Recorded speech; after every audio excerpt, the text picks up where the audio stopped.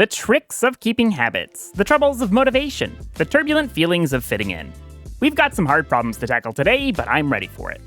Welcome back to Art Block Q&A. My name's Kanjon, and I'm answering some questions about art motivation today. This can apply to a lot of creative hobbies and habits, so if you don't practice art, give it a listen. And if you later decide you want to try art too, well, I've got a whole channel about it. For now, we've got a few great topics to get into, and these were not easy to think through, but I love trying to solve them. Enough intro, let's get into it. Alex Buckin4520 writes, I'm a 21-year-old autistic person from Australia who loves drawing, but I keep forgetting about drawing stuff on my sketchbooks. Usually when I draw, I tend to draw logos from shows and from Minecraft tournaments made by Minecraft YouTubers and Twitch streamers like CubeUHC and MC Championship. Nowadays I can still draw, but forget sometimes month by month. Learning to draw, art, and other creative hobbies can be enjoyable or frustrating sometimes. Even when we love those hobbies, it's hard to remember to practice regularly. Like any other hobby, it takes time to build a consistent practice routine. This can apply if you're new to the hobby or if you've taken a bit of a break. Applies here with drawing too. Eventually, you'll find a time when you naturally gravitate towards art and don't need to remember to do it. Though, it can take a bit of time to get there. Forgetting things like this is natural. Try to not beat yourself up for it when you realize you forgot. If you feel guilty about forgetting, you'll feel even worse. Everyone forgets, everyone worries about the things they didn't do. Try to accept that for what it is. Think about how you remember to do other things throughout the day. You mentioned autism, so consider that a lot of the tips that people suggest might not work as well for you. And something that really helps you remember habits might not work with the neurotypical mind. Personally, I've been realizing that I've had to completely change my ways of remembering to do things since getting an ADHD diagnosis about a year ago. The medication for that has completely switched how I prioritize things, and everything I've known that worked for managing my tasks and habits has been reset. It's been a journey figuring that out. Anyway, point is, there's something there to help you manage this, but you might have to experiment finding out what that is. How do you remember to do other things? Do you have friends remind you? Set alarms on your phone, or use sticky notes? If you're not sure what works for you, you might have to try a few over time. If you see a psychiatrist or other mental health professional, ask them for some tips on how to remember the habits you want to keep. It might also be useful to find others with autism and compare their experience with yours. On Reddit, for example. You'll find something out there to help. Rickie says, I feel like an imposter because I don't crank out pieces as fast as the others I admire. I can't sit down and stay focused working on a piece in a sitting, even if I want to keep working at it that way. It happens a lot when I'm trying something new. It's easy when I'm paid, but I'd like to work the same way for myself. There's so much I want to do, but I can't do it all, and that stresses me out. So you mentioned that this feels different when you're paid. I think there's a secret for you hiding in there. Is it because you feel like someone's watching and you feel pressured to get it done? If that's the case, are there things you could try to give yourself that kind of pressure to do your own art? I know many friends stream to make art. Some of them do it regularly when they need the focus, while others only draw on stream because they need other people watching. That might be something to try, even if it seems daunting. You don't have to do a big stream on Twitch or YouTube, you could even just do it on a small Discord call. Is it the reward of getting paid? Are there ways you can give yourself rewards for completing personal art? Things like getting to play a video game if you finish a piece? It might sound silly to do that, but sometimes silly things like that work really well. There are probably other things you can try here too. The area of focus and distraction is a huge topic, and I've been slowly unpacking that in my distraction series playlist. When you do notice you get distracted, think about what just distracted you and how you got there. Give yourself a moment to try to fix that. Sometimes that means drawing in a new place or in a spot where you have nothing but the art in front of you. Sometimes it means making a place cozier. Sometimes it means not drawing right now. Try not to always pick that last one though. You can usually fight through it. And when you mention being fast, I've talked about speed a bit in the past. From what I can tell, most folks are not as fast as you think. Some people prioritize speed in their work, some prioritize quality. There are different ways of working. Speedy artists might be really good at their sketching in a particular style of painting, but would probably need time to really refine details. But they're probably good at knowing which details most people don't notice, and have learned to skip them. You can see this in certain pieces of art that look super clean, but if you really study closely, you can tell that they didn't clean up every brushstroke and line. They just kept their momentum and pace, and it all flows together in the bigger picture. Obstriker writes, Hey Kanjon, I struggle with a pattern of lulls in motivation. I had a whole drawing routine going in January and had fallen out of it by the end of February after one too many bad art bloopers. In these lulls, I'll get a lot of thoughts comparing how much I was drawing when productive to how little now, which only decrease my motivation further. Any tips on keeping motivation consistent? I also received this similar message anonymously. I mostly struggle with having motivation to draw. I also look back at my other drawings and think that they are ugly. And no matter what I do, the drawing will be the same quality. Some common things between these two. struggling with motivation over time, and the fear of bad art. Very natural problems. It feels like it comes and goes. You have the times when you're drawing a lot and times when you're drawing very little. I am currently in a not drawing a ton valley, but I'm starting to come back to it more myself. For me, the cause of that is a very busy time in my life. Sometimes it can be an energy level thing too. Being creative is a ton of mental energy long term, and sometimes you have those ups and downs. As I mentioned a bit earlier, do your best to not guilt yourself about the lapse in drawing. It's natural, it's human, everyone does it.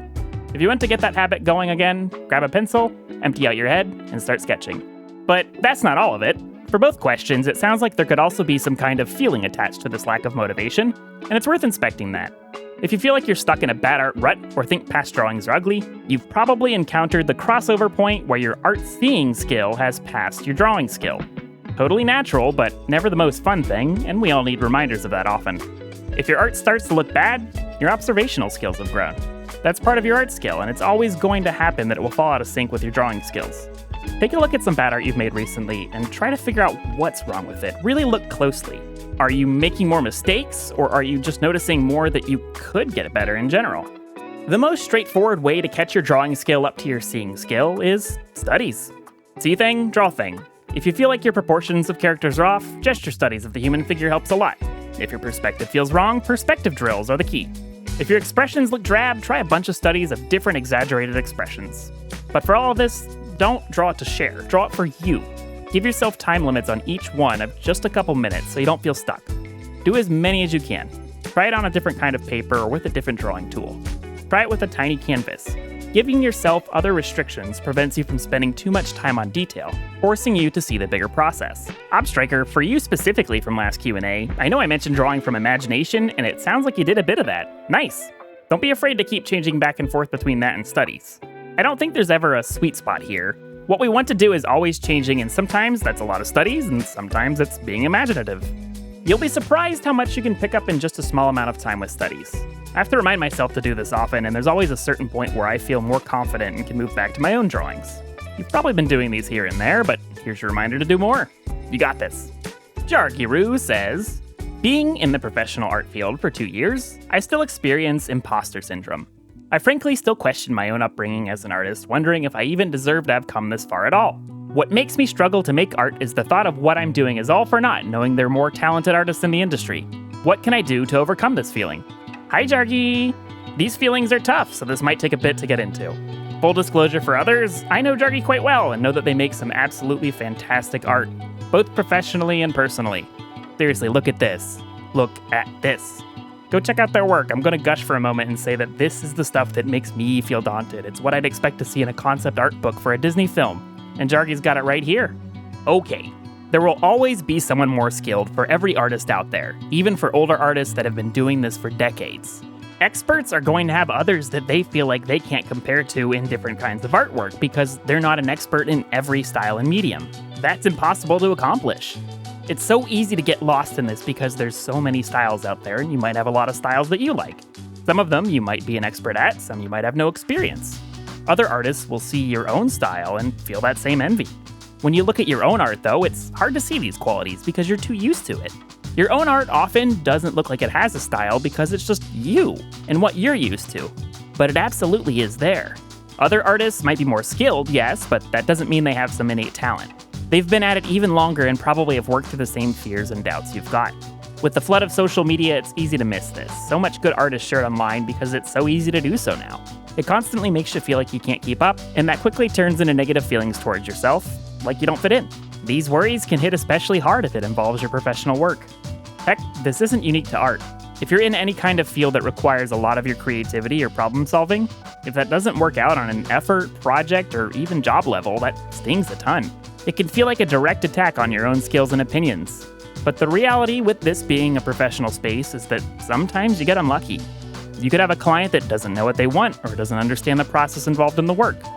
You might encounter bad timing where things seem to go smoothly, but suddenly priorities have changed 6 hops away and they cancel the work. You might find someone who is just all around frustrating to work with and you want out.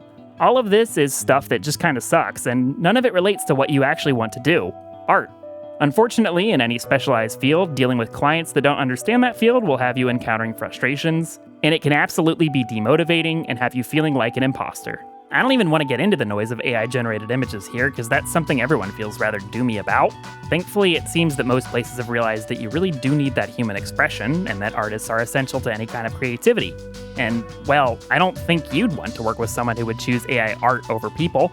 That's the kind of personality who would ditch any artist real fast for any reason, even before AI stuff existed. I say all of that not to make you feel frustrated or hopeless for the industry, but to try to provide some foundation for you to bounce back from and fight that sense of being an imposter. So let's get into something actionable. I'm willing to bet that you can chip away at a significant portion of this by getting back at it, which I know you've been doing. Keep a steady pace of making art. Take commissions if you feel comfortable, and don't try to shoot for your absolute best every time. Keep up some cozy drawings and let yourself make some easy ones here and there. Draw with friends or have friends watch you draw. You can even try to teach how you draw. The act of explaining how you do things is a secret to building confidence and feeling more at home. Heck, you can even explain things out loud to no one but yourself. It still helps you establish to you that you know what you're doing and that you can lead. Once you've gotten a bit of that going, start looking upwards again. Try some more challenging pieces and see how that feels. You'll keep accelerating, and this will seem a lot easier by the time you reach this point. Won't be long at all. I'm excited to see you get back to it. You genuinely have some really good art. It shows that you've really taken those skills that you've learned in your education and professionally and really applied it with your own charm. Go get them. That's it for now. Thank you for watching. I love putting these together. And for those of you who let me know that you like the current format when I was considering changing it, a special thanks. I genuinely appreciate honest opinions like that. It shows that people watching aren't here to just say yes and care about the subject. That makes it a lot more meaningful for me. For more Q&A, if you missed this round, keep an eye on future videos for the question forum for the next one. I do these regularly. Hope you all got something useful to think about here, and I hope you chase that passion as you learn and accomplish your goals in art. I'll see you next time. Try to not beat yourself up for it when you, like when you mess up a voice over, heck, absolutely. Wow. I feel like I'm an imposter. Oh no. We need to taco. I love tacos.